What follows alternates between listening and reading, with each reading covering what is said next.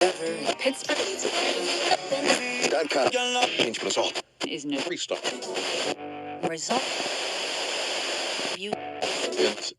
Welcome to the 3 Points and a Pie podcast, brought to you by the Pig and Pan Public House, Bermondsey. Sit back and listen to a few numpties chat all things football. Here's your hosts, Kyle Colson, Colby Stevens and Alfie Lauda.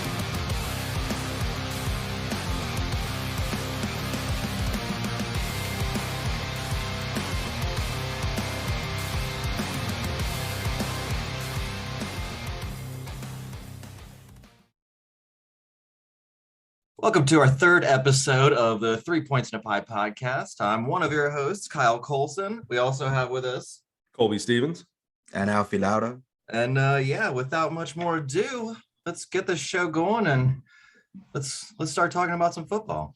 Let's talk about that Leicester-Leeds match and what's going on there.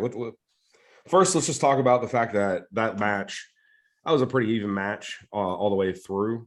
I really felt like Leeds, kind of from a week's evolution, they've definitely, and with Jesse Marsch there, I think that they've stepped up a little bit.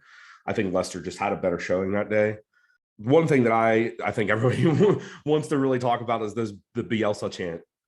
Did anybody catch that? I didn't watch that match. No, I didn't know if anybody caught it in any highlights or whatever, but god damn it, that was fucking crazy. But, I did see an article about that. Yeah.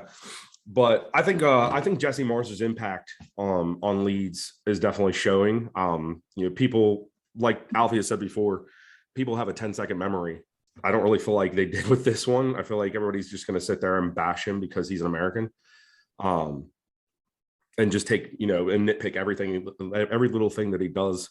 But I think he's doing a good job. I think there's a lot more to come from him. I think Leeds is going to be on the come up, especially going into the next season. And that obviously will depend a lot on the transfer and what they do. But do you guys have any thoughts on that? Well, I mean, you can see with just like the shots total from Leeds in that match that, I mean, that's an improvement. If they're at least like, pepper in the net, that's a positive.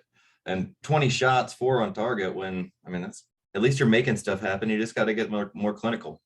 Absolutely. I think just going off of your point about Jesse Marsch, in his post-match game report, he mentioned about the fact that he was looking for the performance as opposed to the result.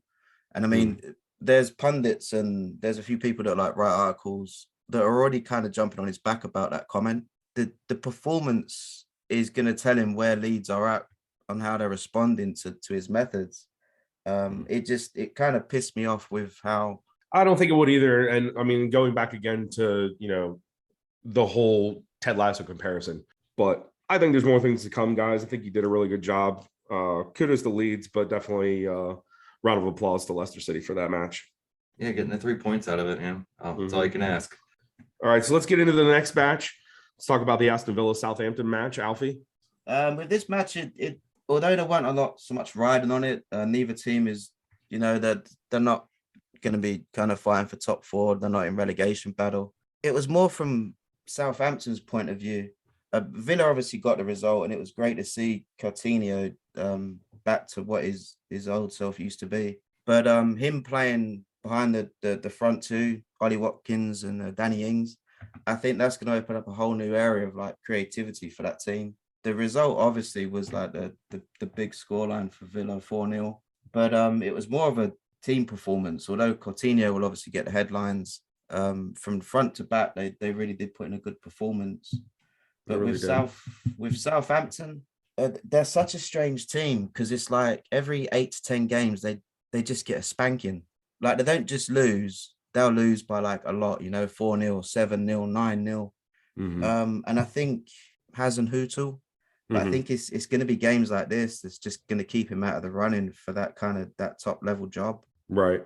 Well, I find interesting about this match too is the fact that Southampton, they had 61% possession versus Aston Villa's 38%, and Villa went and ran away with it. I mean, that blows my mind. Most times you see these teams, they control possession and typically win the game. That's clearly not the case here. It's kind of wild to me. Southampton, it wasn't a bad performance. It's just really hard to nail down. It's like every 8, 9, 10 games, they're just not at the races. I mean, are we seeing more of like a resurgence of them with Steven Gerrard? Are we seeing like his tactics, his mentality starting to creep in more with them now that he's, gotten some better, well, not better, but I mean, you can say that, but better players. He's added to the squad. He's built that squad. And are we seeing him actually starting to seep in and these are the benefits? Or do you think it was just a fluke? I think with what he's done with the team, I mean, he's still not vastly experienced as a manager, but the way it's looking, Villa would have been, bottom third kind of thing. And he's now he's going to propel them up to that mid-table, fighting out for even like a top 6 in Europe. There's definitely a lot more cohesion throughout the team. I think he's improved them from front to back. It's not just a case that, he's got lucky with a couple of strikers.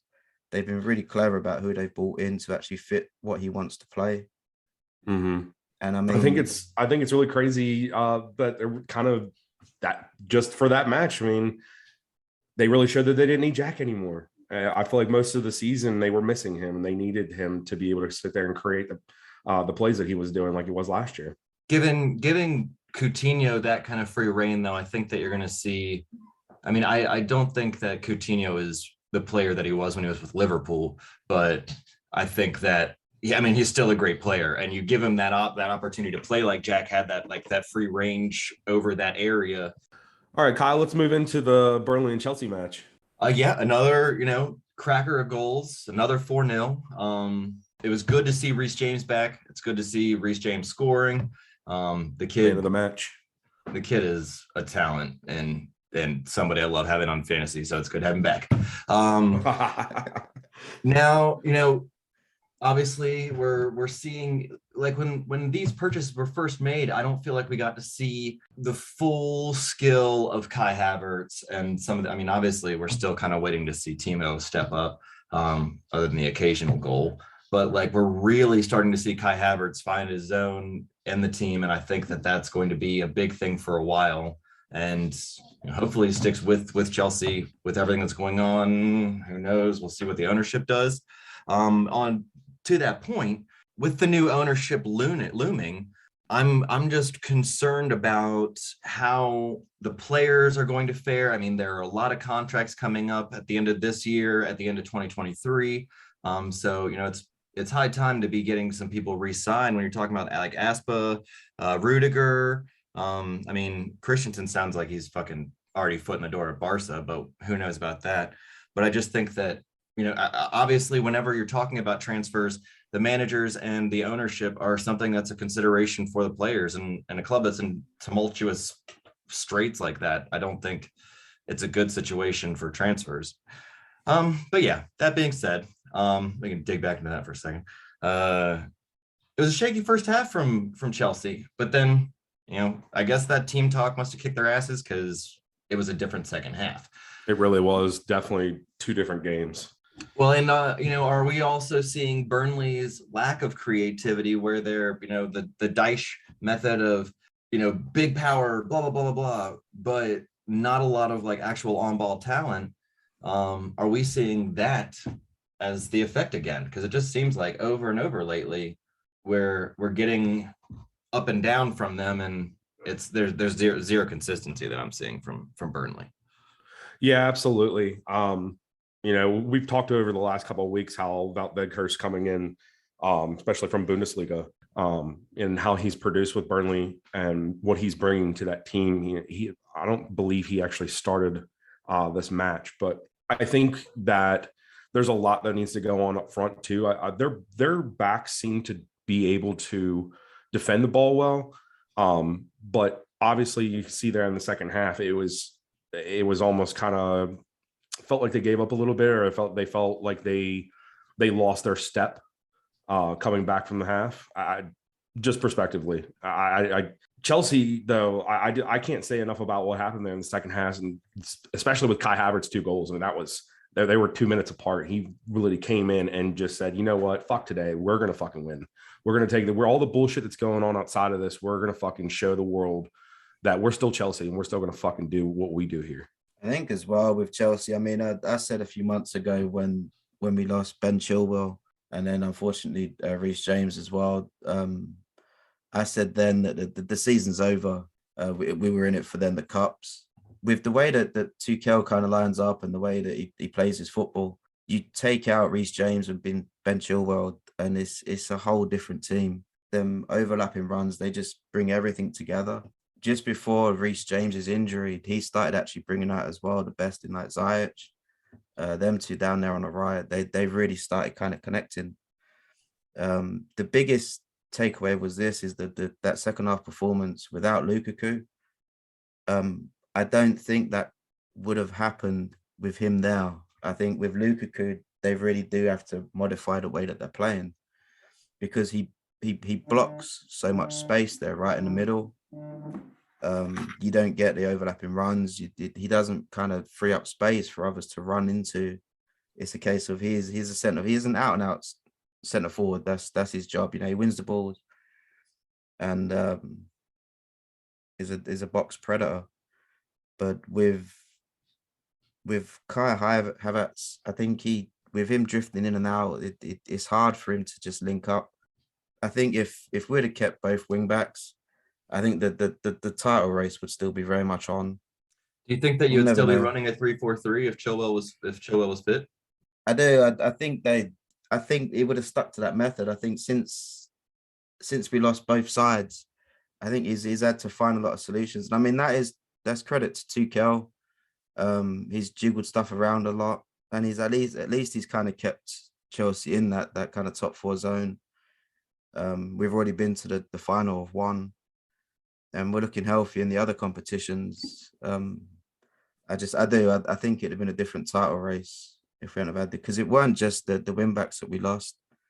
We had massive COVID injuries, issues, injuries in general. I mean, we didn't have any of those kind of COVID breaks that some of the other teams. We still went out and played, even though most of the time we was missing either the front line or at least part of the midfield as well.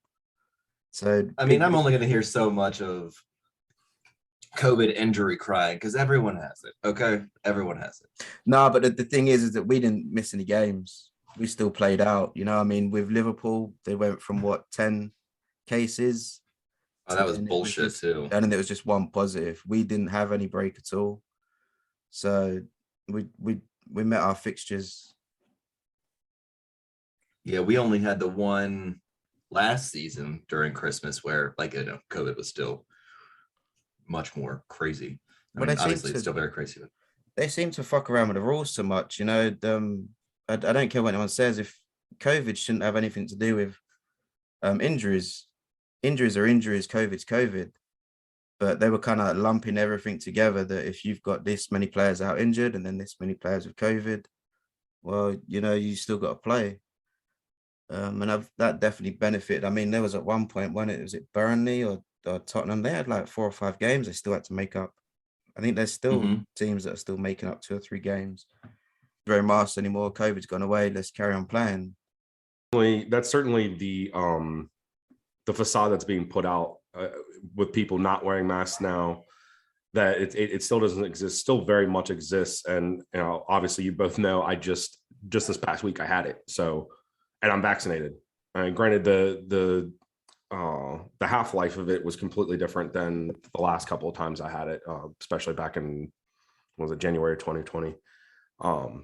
But the fact that they're not separating the two is annoying. Absolutely. Because it's the same shit that they're doing with, putting up these numbers for COVID altogether. I mean, these people are probably walking in with, it'd be something so minuscule, but, or even somebody like who has an autoimmune disease, they didn't, take the steps to get vaccinated, or it wasn't for them, whatever it may be. Okay, so that wraps up this segment, and we'll be right back. Hey, this is Ryan Reynolds. Yep, the guy who played your favorite walking corpse, Deadpool. If you downloaded the movie for free, well, let's just say I hope you get an incurable STD. You cheap-ass shit sniffer. Anywho, I'm here on the 3 Points and a Pie podcast, as I promised the guys I would answer one question on my ownership of Wrexham FC. Yes, I own a pro football team. Can Chris Hemmingsworth say the same thing? No. No, he cannot. All he has is that shiny fucking hammer and a franchise that crashed and burned. So, the guys asked me about our recruitment at Wrexham. And I'm gonna say the same thing to them as I did in the movie. We need to build a fucking team. We need them tough, morally flexible, and young enough so that they can carry this franchise 10 to 12 years. Let's move over into the Newcastle Brighton match. That was another weird match where it was, the team with the least goals scored had the the most possession. It didn't even, it's again, it blows my mind that it even happens, but Newcastle did kind of set the tone early there. And then they helped finish it late. My biggest question here not really so much about the match, but more so about Brighton. What do they need to move up and be a little bit more of a contender, even in the middle of the table? I think if they could get someone that's just that little bit more clinical or more of a kind of predator, because all throughout this season, what we've kind of said about this game, you could have probably said it about Brighton 10 or 15 times. They deserve to win. Mm-hmm. It was a great performance from Newcastle. Mm-hmm. It was a massive 3 points for Newcastle. But with Brighton, every time I've watched them play, when they've not won, they pretty much deserve to win. And I think it's a great testament to how far Brighton have come as a club. Where Eddie Howe and in general, he kind of acknowledged the fact that, Brighton were the better side. The Newcastle were a bit more clinical on the day. That's what I'm saying. If you're able to pass the ball that much, why aren't you executing? I've also been wondering about, because I feel like this has been going on for a little bit and I don't quite understand it. Like, has Alan Saint-Maximin been like on a soft injury or something like that? Because I feel like he hasn't been starting much at all. And we've been seeing those kind of late substitutes from him. And I'm like, you're one of the best players on the team. Why are you not a starting forward? But maybe that's just me. Same thing kind of with Brighton. Like, you have Neil Maupay on the bench. You have Leilani that I don't think even got any minutes in that match. I don't know if I don't know if he's hurt. I know that they had a pretty hectic schedule beginning to like middle of the season. It was kind of like a very similar starting 11. But it made, the only thing that I can kind of think of is just player management, because Neil Maupay, he is an out-and-out threat. Yeah, he's scary. Yeah. He's Basuma. He's been linked with kind of like top 4 teams. But the way that he can kind of take a game by the scruff of the neck in midfield, and he can break up play. He's a phenomenal player.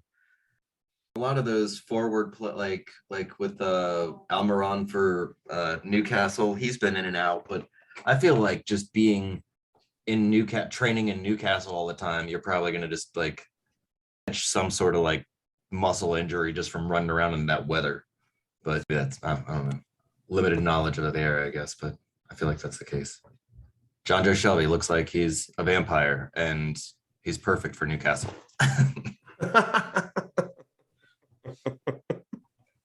All right, moving into the Norwich Brentford match. That was a fucking penalty fest from what it seemed like. 3-1.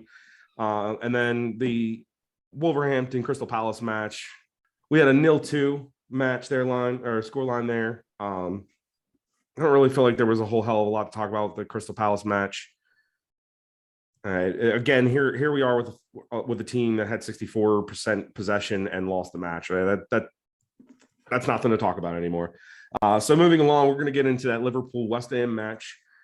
Yeah, so that was one of those where you're just sitting there waiting for somebody to get something done. Like, it felt like both sides were just beating against walls that they weren't really cracking through.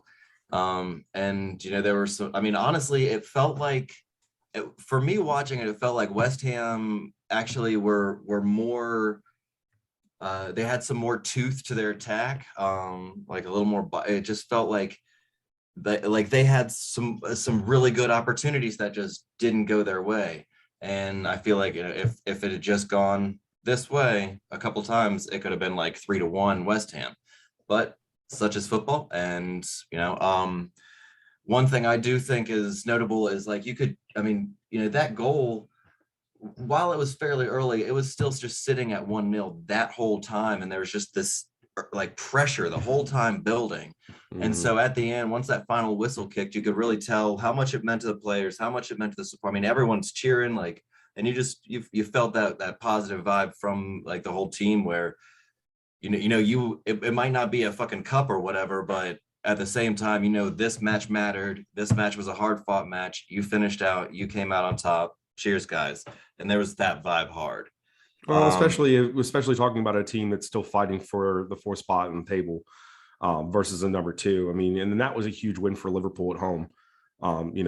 You were absolutely right. Seeing Anfield fucking light up after the match was actually pretty inspiring. So the only thing I'm worried about is this talk. Looking forward, this talk about Salah's wage demands and whether or not Liverpool are actually going to kick in the money for him, or the fact that they still haven't is just like, why not? Like, Absolutely. Why are you not paying that man? Exactly. I mean, has he not shown enough throughout just this season alone why he should be paid as one of the highest forwards in the game? I can't see why not. Like in the game, not just like the league. Like, yeah, no, in the game, he is legit. As much as I hate to say it, the way that he creates, I've seen that man dive so many fucking times, it just makes you want to like fucking slap in the back of the head sometimes. But at the same time, he's a baller.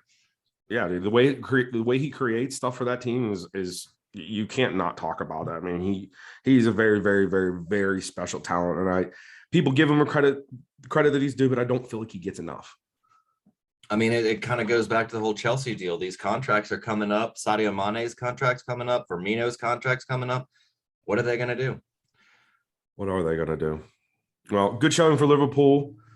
All right, so now we're going to get into Sunday's matches. We'll start off the Watford Arsenal match. It's actually a really good match to get into, especially for the neutral. Yeah. It kind of had a bit of everything. For 90 minutes, Watford just refused to lay down. The Hernandez goal as well. I mean, that was out of this world. Yes, it was. That was an amazing goal. For real. I mean, like, we were just like, that's a worldie. That is a fucking worldie. That was that if that's not on the fucking highlight reels for this year, I don't know what people were watching, because that was fucking That was incredible. Fuck making me watch this 16-year-old Rooney shot over and over. Give me that overhead kick. Absolutely. Sorry, go ahead, man. It was good to see with Odegaard as well. I've kind of followed him for quite a few years now. Since that, like, was he 16 when he signed? That first Real? Transfer to, yeah. Uh-huh. Yeah, he kind of like announced to the world and everything. Went to Real for pretty big money, and I was scared for him that he just wasn't going to find his feet. Do you remember Bojan Krkić for Barca? Kind of like a similar deal. He broke in. He was like a kid, 17. He admitted that like he couldn't handle the pressure of it, but Odegaard, he kind of started to look like he was going to go a similar way. I think that he's found his feet at Arsenal, and he's getting some good rhythm, and I think he has been a really good signing for him. With the Arsenal Watford game itself, I don't know whether it was Arsenal's.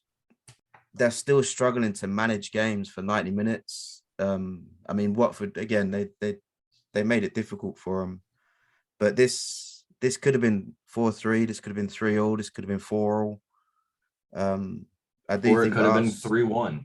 Yeah. Yep. I do think Arsenal, they do need to work on their game management, but they've kind of been able to quietly put results together. With all the attention that's been on Man United and, like, I guess the last few weeks as well with Chelsea, no one's kind of like been chatting about Arsenal. They've just slowly gone on this like little run. I really like. I wanted to kick back on the Odegaard bit, because I really, going back to what I said last week about Mikel Arteta, after watching this match and seeing what he was able to do with those guys, I'm not taking it back, but he's earning more levels up to the potential of taking over for Pep after seeing that. Like, I really liked what I was seeing from Odegaard.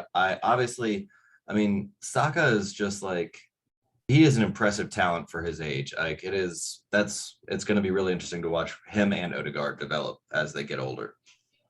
With you saying that, I was going to ask you again that this week, and I think I'm probably going to ask you every week because I think in a year or two, probably 2 years, I think you are looking at your next manager.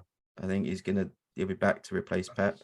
If he keeps up like this and can keep around a top four, keep them around top four, it could be a real thing. Arteta. Yeah. I mean, you gotta really like dig back in when he was the assistant, because there were some times where Pep was kicked off the pitch and he had to actually manage. And like, God, I love Pep. Anyway, great match. Yeah, I mean, 5 goals as a neutral. That's just a fun match to watch. It really was. It absolutely was. And we'll be right back after these messages. This is Boris Johnson, hopefully still Prime Minister, and you are listening to the 3 Points and a Pie podcast. Well, let's get into the big topic this weekend. Match of that day. The match of the day. The derby. The Manchester derby. Cristiano Ronaldo does not fucking travel with his fucking squad. Are you fucking serious? Are you fucking serious? You gotta really question the whole hamstring injury or something like that. Is that what they're saying? I read this morning that Ralph and fucking Cristiano got into a tiff, and he fucking pulled a little prima donna bullshit and basically stomped out of there and decided to get on a fucking plane with his family to go to Portugal. You're really going to get on a fucking plane and not travel with your fucking squad to the derby? That's a bitch move, dude. I'm sorry. I all of you United fans out there listening right now, I don't give a fuck about your feelings. You guys look like absolute fucking shit. It was a glory Manchester City match. Man, watching those boys, Kevin De Bruyne, I want like your DNA to replicate into future human beings. Yeah, dude, it was a really good show. Dude, him and Riyad Mahrez came out. Those are my boys. I love them. Shout out to y'all. You guys put on a fucking hell of a show for City. I got goosebumps. Grealish, man. Watching. Grealish. Dude, Grealish had it. Okay.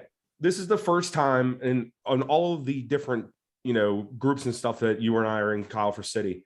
This is the first time I've been able to scroll down in any of the comment sections about Grealish and them not sit there and tear him the fuck apart. He looked like $80 fucking million on Derby Day, and I fucking loved every bit of it. Yeah, he's really. If that's any indication of him progressing, we're in for a fucking show. Absolutely. Like, everybody needs to fucking gear up because Jack Grealish is coming for your fucking ass. Yeah. Like, next season, Jack Grealish should really scare some people. But, that's still a great match by any standards. So it really was. And then you got to see the just absolute display of skill from Harry Maguire all match. I mean, that fucking guy. Oh man, it felt like.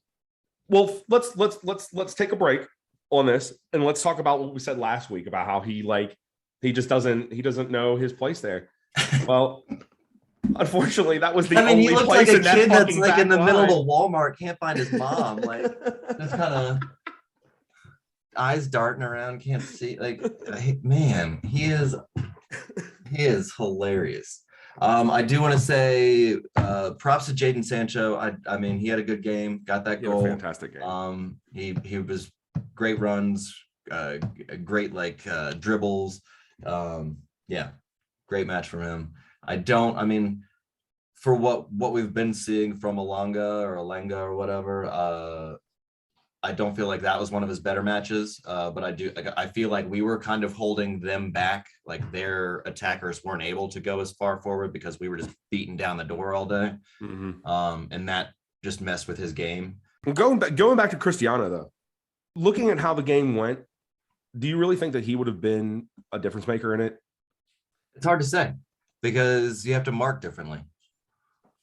You know, you have somebody like Cristiano Ronaldo in there. All they have to do really is throw a cross in, and he can fucking articulate that header.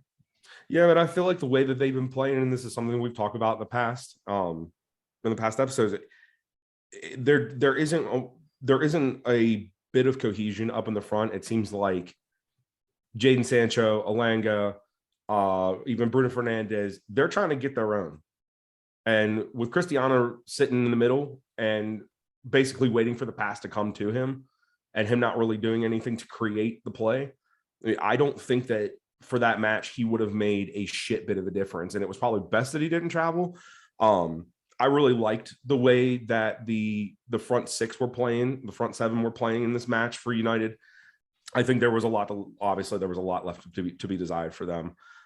When Riyad Mahrez came in and scored that third goal, I mean, it just everybody that place, the Etihad was fucking electric, absolutely fucking electric after that, and even the second Kevin De Bruyne goal, that place was fucking on fire. So I don't really know that even United could have mustered up the guile to be able to come back and put themselves in a situation to keep it a close match. So why pull Paul Pogba? Why does Ralph do half the fucking shit he does? Like, that really made no sense. And so, like, 64th minute, like, I just don't understand your thought process. The guy is actually probably one of the scarier parts of what you have going on right now. And like, I didn't see any indication that he had a knock or anything. So like, it literally just looked like they were pulling him off for like a strategic change. And it's like, that's a stupid move. This guy is literally what's making our defense scared right now. Otherwise, it's kind of just like Jadon Sancho and a little bit of Bruno Fernandes for the messy of it. But I don't know. Like, I don't know. They're shambles. Well, I want to quote Craig Burley. I was watching a segment on ESPN FC earlier, and it's something that I entirely felt for United this entire time. It was like they wanted to play, and then all of a sudden they didn't, and then they thought that they should play, and then they're like, nah, I don't want to. They just felt like that. It felt like a back and forth wave for them. And I know that through a match, you kind of have to take everything and do it in little spurts. Especially when you're on the attack. But on the attack, Laporte and Stones held everything down for the most part. I mean, the one goal that went by, whatever. They just couldn't break it. My biggest thing with this game was everyone was talking about the performance of Man United. I mean, up to half time, I did feel that they were in with a good shot of it. Everyone talks about they come out and they kind of down tools. They didn't play. I don't think that was quite the case. I think they were just exposed. I think Man City, the first half, they were kind of like in maybe second gear. And when they come out on that second half, I think they upped gears, and it showed the gulf in the difference between the teams. Man United, they lack a spine. All through the years, every great team, you've got that midfielder, defensive midfielder. You've got a solid back two. That core spine through the team. With Man United at the moment, you've got Fred, who I say this pretty regularly. I still don't know what Fred is. What is a Fred? What is a Fred? What is a Fred? Sorry, but what is a Fred? It's fucking hilarious. I guess that's kind of the beauty of him if you can make it work, though. But I mean, even what he said a couple weeks ago, and he shows up like every 1 in 6 games. Yeah, that's the real issue. I mean, because he really, that's kind of okay. So he's kind of just not great at anything, also, but he's kind of good enough at everything. Yeah, well, going off your point about Ronaldo, I think Ronaldo would have a lot more goals, and Man United would be doing better than they are if he had a solid team behind him. Ronaldo's not going to press. He didn't really press when he was young, and he's definitely not going to press at the age he is now. You've got him that's not pressing from the front, which falls then to Fred and McTominay. They're not always the strictest positional sense. Fred kind of tends to rove, from what I can see, kind of roams in front of McTominay trying to clear it up. Mm-hmm. And then it falls to McTominay. And McTominay, he is not a top four. I don't think he's even at the top half of the table defensive midfielder. So No. it passes him. So then you're then back to Maguire and Lindelof. I've been really critical of Maguire over the years. But if you put Maguire with a centre back that's commanding, that's smart, that can read the game, I think Maguire's game will come up. It's not there. Maguire's having to lead. He's not a leader. He's always caught out. And unfortunately, if you're a defender that's always regularly caught out, if you've got pace, you can make up the mistakes. Rudiger, he's always got a mistake in him, but he's got pace to kind of like recover it, you know? Yeah. Maguire, if he reads that wrong, he's left for dead. There's no way he's catching anyone. So then he seems like he struggles a little bit when he has an attacker coming up on him to be able to switch his body position very well without having to rotate everything around. So, and he's not keeping anything in front of him to what I'm seeing. You know, he's trying to come up and defend, which is good. I mean, that's your position, but you're also supposed to be holding the back part of that line. You're the last line of defense before the goalkeeper. And, you know, he constantly seems like he's being caught off guard almost. Quite easily. I don't think it was objectively just Man United's performance. It's a case of you see that difference in class. You do. I mean, I don't want to say that. I really, because you can't put down.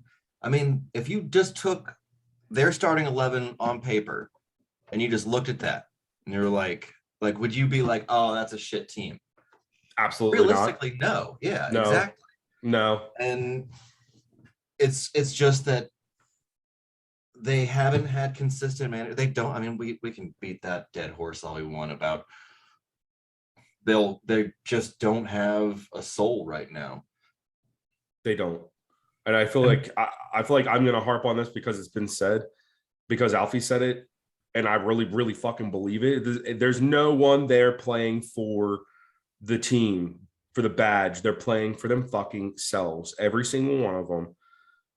I don't know. I think that there are maybe a handful, but not enough. There are. I mean, you have the course like right in the middle. But I mean, Phil Jones is still there for God's sake. But anyway, but I also, to that effect, I really like, in my experience with all the derbies we've had, I've really found that Eric Bailly is one of the scariest defenders against us, and I feel like he's a good mix-up and can fuck with Pep sometimes. And that's why, like, when he's played and when he started against us, there's always been something funky happening in that match. And I feel like it was a mistake to not include him, really. Although out of the two, I don't know who I'd switch, because I don't know if him and Lindelof would really fit. And I don't think that him and Maguire, I don't know how I'd play that, but I think that Eric Bailly should have been in. And that just about does it for this segment. We'll be right back. Hello, this is Jamie Carragher, and you're listening to the 3 Points and a Pie podcast. All right, so one last match. Oh yeah, we have the Tottenham Everton. God damn. Yeah. Holy fucking shit. Harry had 2. Charleston's a little bitch sometimes.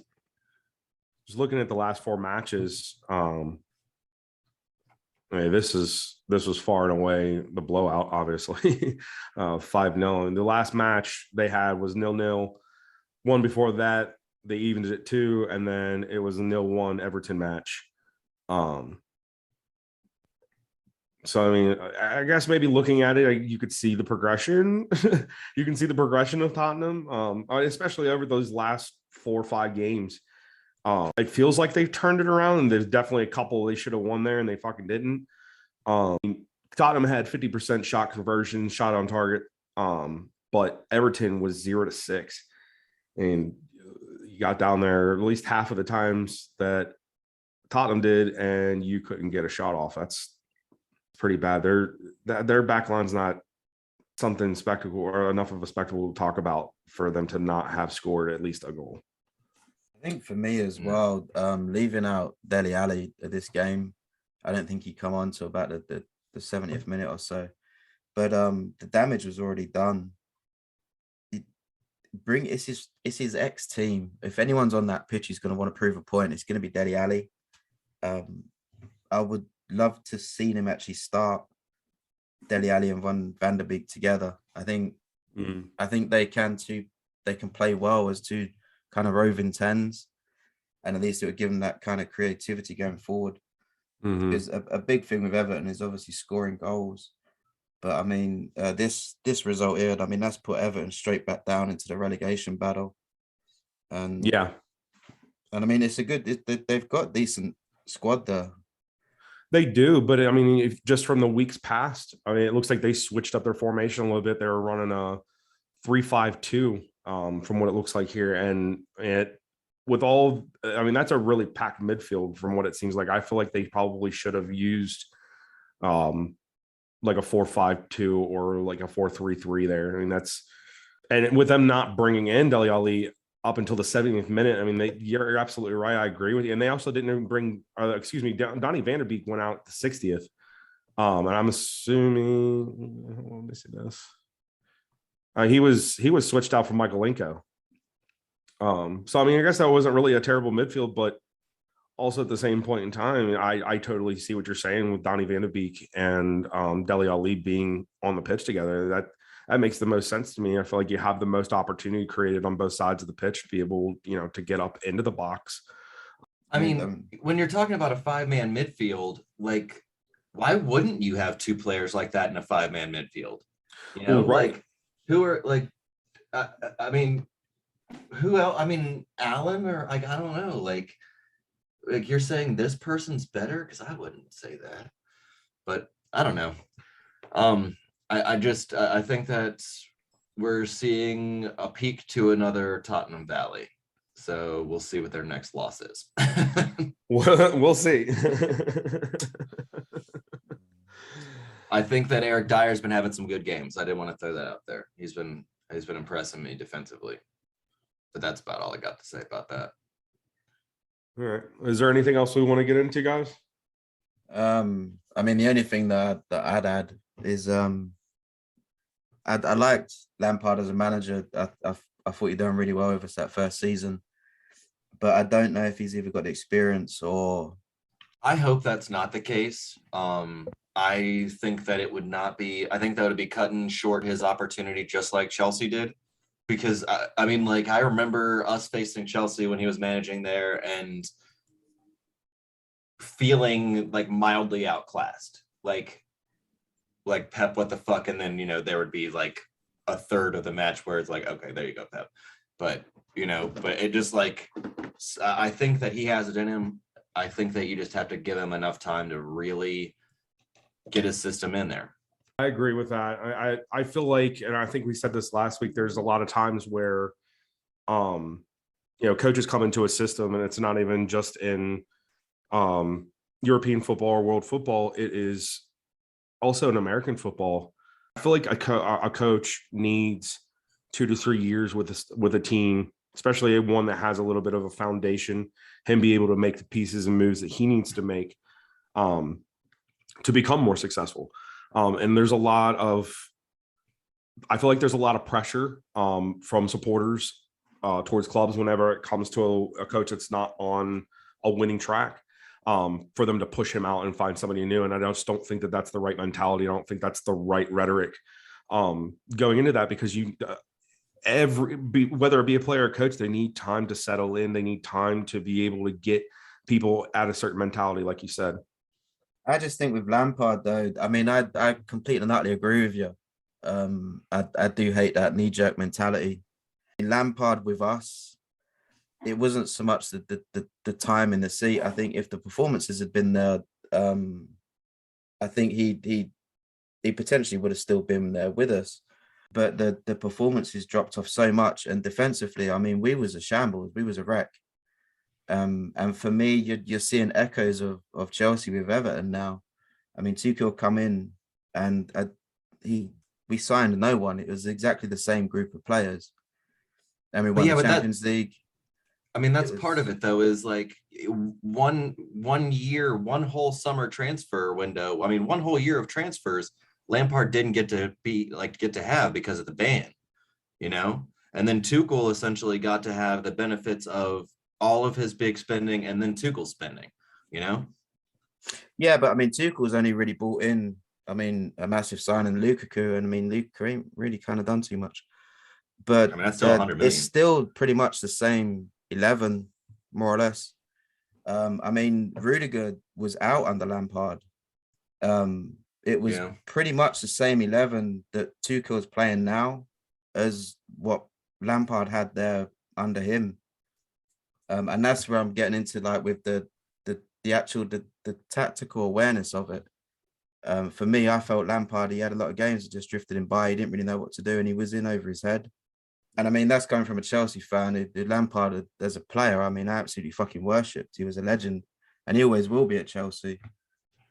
But just as a manager, City. yeah, that really pissed me off with you guys. that game. Do you remember when he scored against Chelsea? Fuck yeah, that was a fucking cracker. And then there was a big thing about Man City legend, and it's like, fuck off. Like, you know, it was there for a few weeks. Yeah, no, I mean, he was there for like 2 years, but still, exactly. It wasn't like, what, 8 or 12? Well, his whole academy career too, right? Well, he was in New York with you guys, and then he come back, didn't he? And he had, right. like, Was he?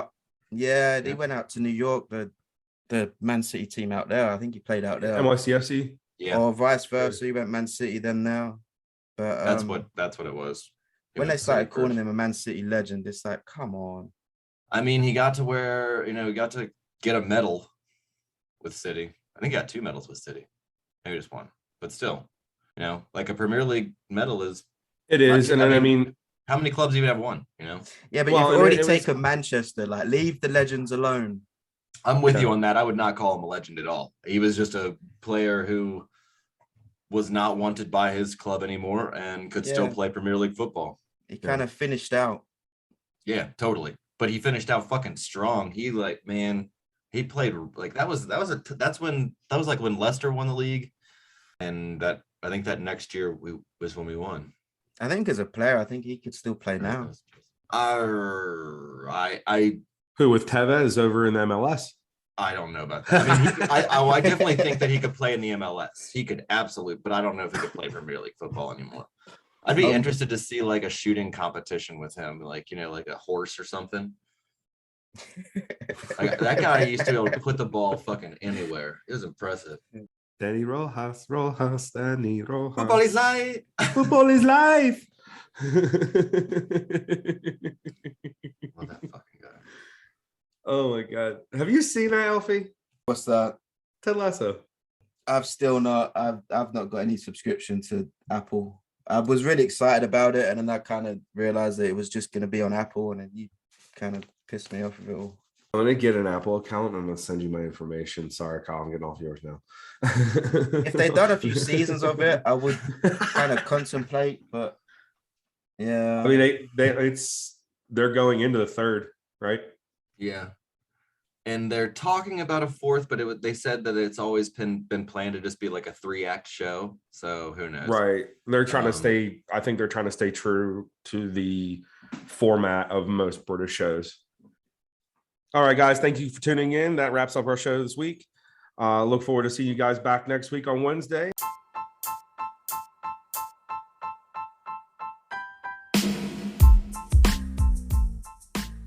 That wasn't too bad, was it? Now it's time for you to do a little work and click like or follow.